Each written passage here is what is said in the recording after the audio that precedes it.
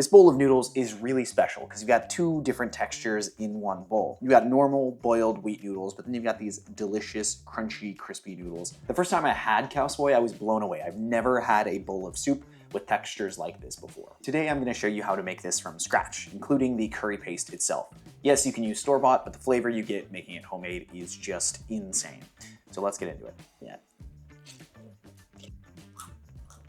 There's perfect. Our Khao Soi is gonna get most of the flavor from the curry paste. It's kind of the backbone of the whole dish. As long as we can get as much flavor as possible into this paste, everything else is gonna be really, really easy. We're gonna start with 2 big shallots. It's like 100 grams or so, and I'll just take off the skin and chop those pretty large. The pieces for all of these aromatics can be large, just rough chop. We're gonna cook these in a dry, hot pan until they're almost blackened. That's gonna give us a lot of flavor in the final paste. Grab about 6 cloves of garlic, maybe like 30 grams or so. I like quite a bit of ginger in this. This ends up being about 40 grams of ginger. Just peel it, take the skin off.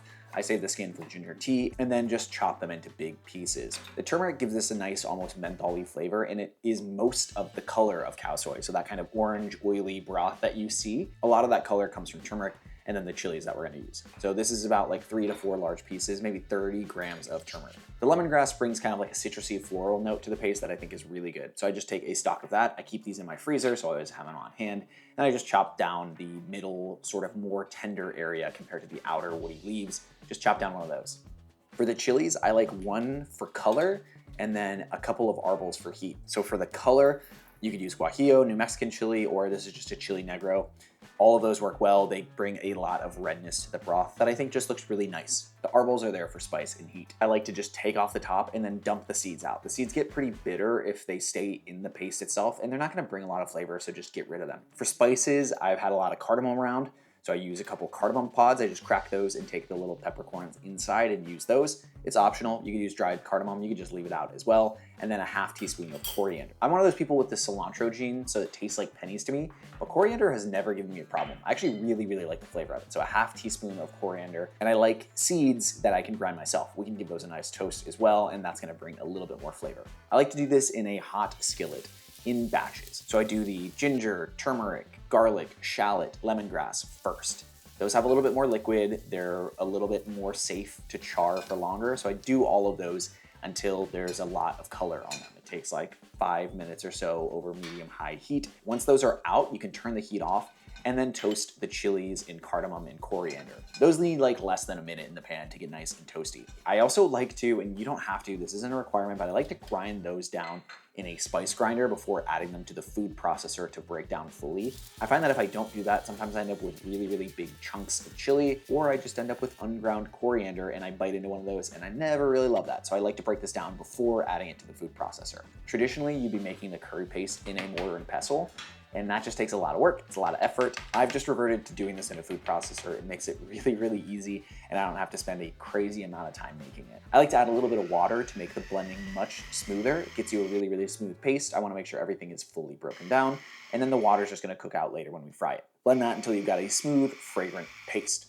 What you're looking for is this like deep, reddish brown orange paste that smells aggressively good. Just set that aside for now. I really like chicken thighs for this. I think drumsticks are what you see in almost every single recipe, but thighs are my favorite cut of chicken, and they work perfectly in a braise or a soup. Similar to a drumstick, they've got fat and collagen, so they stay tender during the cooking process, but I like to debone them and leave the skin on. So what you're left with is a piece of deboned chicken thigh that you can really, really easily bite into. You don't have to worry about like picking it up and dealing with the bone. And then I keep the skin on because there's a lot of good flavor and fat in it. And I've got a secret step at the end that I always do to ensure a really special bowl of Khao Soi guy.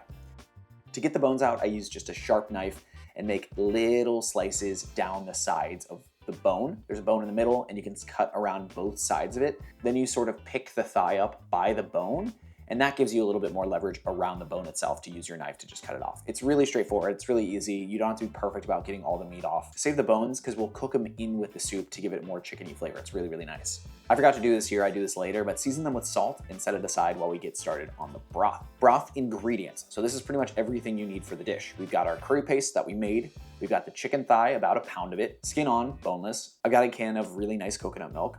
I'm gonna have soy sauce, fish sauce, and then this is 3 cups of water. We'll turn it into chicken stock later. Lime juice. I really like Maggi seasoning. It's kind of like an MSG liquid that gives a lot of salt and a lot of flavor to the dish. I like to get a Dutch oven over medium heat here. For this, I like to fry the curry paste, but I trimmed a little bit of that chicken skin off because those thighs had a lot of it, and I'll put those in the pan as it's heating up. That way they can melt out a bunch of chicken fat, and that's gonna give us even more chickeny flavor. You can add a little bit of oil if you feel like you're not getting enough from the chicken fat. You need probably like a couple teaspoons of it. Once you've gotten the fat that you can from the chicken skin, go ahead and remove them from the pan and add in the curry paste. This step's really important. We wanna fry it until it's like deeper in color. Most of that water that we added is cooked off, and then it's pretty like dry and pasty. This takes a few minutes. The only danger is if any of it starts to stick to the bottom and burn. So just keep an eye out for that. Just make sure you're stirring it constantly until it is nice and dry and cooked down a little bit. Once all that water's cooked off and it looks like this, I like to open my can of coconut milk and then just take a scoop of it and add it into the paste. What we're aiming to do is cook off the coconut water that's in there, and we're left with coconut fat, just pure coconut fat. And that's gonna form a little bit of that oily topping to the khao soi. It's a lot of flavor that you get from it, and it just kind of kickstarts the process that normally happens over the time that you would cook a soup and reduce it and cook off some of that water. I think it's pretty important for the final flavoring of the soup itself. Add in the rest of the coconut milk and scrape up anything that's stuck to the bottom. The curry paste has a tendency to burn if we really don't get it up here. Add in your chicken stock. In my case, it's water plus better than bouillon. And I like to add a little bit of chicken powder, that kind of like MSG, caldo de pollo, like chicken powder. It's mostly MSG and chicken flavoring. It's very delicious in a soup like this. To season the broth, I like to add in a teaspoon of salt, 1 tablespoon of soy sauce, and 1 tablespoon of fish sauce. This can lean salty and spicy if you don't add 2 things to sort of counteract it. One is gonna be sugar in the form of palm sugar. It kind of cuts through all of that richness and makes it like a little bit sweeter, and you can eat more of it. This is probably like 1 teaspoon or so of cut palm sugar. If you don't have that, just use brown sugar. And then lime juice. We're gonna use lime juice at the end to adjust the seasoning. I've already got my chicken thigh and bones in. You probably saw me add those already. Whenever you add them is fine. We just need to bring this soup up to a simmer. I like to keep it at about medium low and let it cook with the lid off for 45 minutes until the chicken is fully cooked and nice and tender. Stir it every so often just to make sure that nothing is sticking to the bottom. I never do this before the end of a video, but I'm gonna do it this time. If you're enjoying this video, go ahead and like it. And if you like this kind of cooking content, I make videos like this every week, so go ahead and subscribe. When the chicken is cooked and it looks like this, remove it from the pot and let it cool for a second with the skin side up. It's gonna evaporate and help dry the skin off a little bit because we're gonna come back to this in a minute. I really like to taste the broth too. I need to see how salty it is, I need to see how sweet it is, and I need to see how much lime juice I need to add. These were probably the worst limes I've ever bought. They had almost no juice in them, so I had to use 2 limes worth of juice for this. That was probably like normally 1 lime worth of juice. Just taste it and keep checking until it's nice and seasoned, perfectly salty, perfectly spicy, perfectly sweet, and perfectly acidic. To finish the chicken, grab a non-stick skillet and place it over medium-low. Add the chicken skin side down to the pan while it's heating up, and then place something slightly heavy on top to weigh it down. I just have a press, and I'm gonna push on it with my own weight. I like to cook these until they're nice and deeply browned, and you get a little bit of crispy texture on the skin. It's very, very delicious. I've never seen anybody do this before. It's not a requirement. I think it just gives you a little bit of extra something in that bowl that's really, really nice. One of the things that really defines khao soi is the 2 different textures you get from the noodles. So these are just wonton wheat egg noodles. You could use any kind of wheat egg noodles that you really like. And a small handful of it is gonna go into some 350-degree oil to fry for a couple minutes until there is no more bubbling and they're nice and brown. These puff up and crisp pretty quickly, so just pull them and drain them on a paper towel. I do like to season them with salt when they come out as well, just make sure they're nice and flavorful. I find that like 1 handful, probably like 50 to 60 grams of noodles is right per bowl. Cook those in boiling salted water for like 1 to 2 minutes. My package says 45 seconds, so I taste them around that time. Not done yet, so I cook them a little bit longer. Just cook them until they're done. The last step is just everything that's gonna go on top. We've got our fried noodles. This is a pack of pickled mustard greens. Thai brands are perfect for this, but if you can only find Chinese brands, those are great as well. I had a hard time finding a specific Thai brand of pickled mustard. Cilantro is really classic. Sliced green onion would be really classic. For assembly, the noodles are gonna go down first, and then you can ladle on as much broth as you like.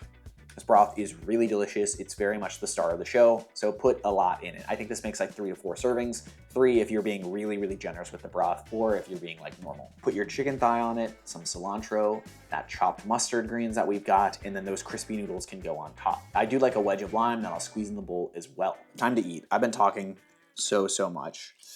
Just like beautiful, oh, so much texture. Like the oil is so flavorful and rich. The broth is like perfectly spiced. Dude, it's the best bowl of noodles. The two textures is just crazy. It's such a nice, fun thing, especially if you're like a texture person like I am. You hear that crunch? Look at that. Nice and brown. The issue with things with so much turmeric in them is you can see my nails. I've been making a lot of Khao Soi. Probably saw my cutting board or my table. Turmeric tends to dye things really quickly, so you want to be careful with it. In every bite, you're getting silky noodles, crispy noodles. You're getting acid from the lime juice. You're getting lots of salt from the fish sauce, the soy. The curry paste is just like really, really aromatic, so the whole thing smells and tastes incredible. It's a perfect bowl of noodles. One of my favorite things on the planet to eat. As I've been making and testing this recipe more and more, it's probably the thing that I've become most obsessed with lately. Incredible. Chunks of chicken, lots of chickeny flavor, but it tastes nothing like a chicken soup. It's rich, it's flavorful, it's Khao Soi. What more could you ask for?